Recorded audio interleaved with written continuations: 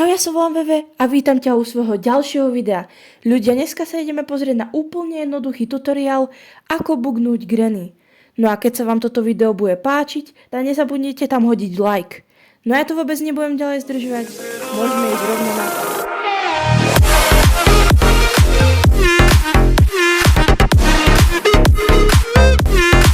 No dobre, začína prvý deň.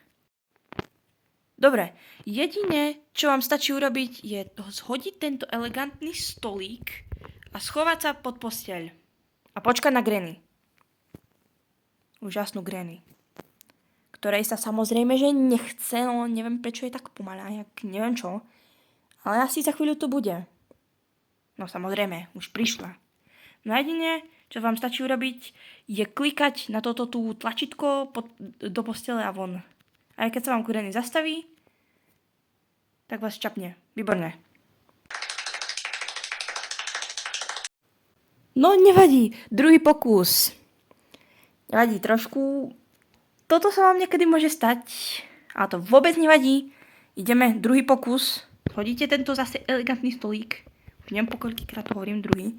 Schovajte sa pod posteľ a počkajte na pomalú granny, ktorá zase sa jej nechce. No, kde je tá babička? Babička za chvíľu príde. O, toto úplne pomalá babička. Neviem, skade ide. No, výborne. A zase opakujte toto.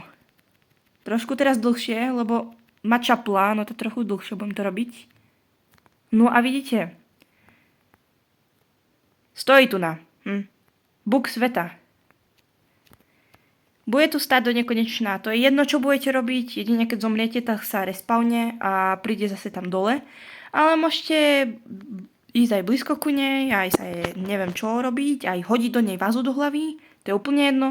Ale bude tu vždy stať. Jedine, keď zomriete, tak musíte to robiť znova. No, nevadí.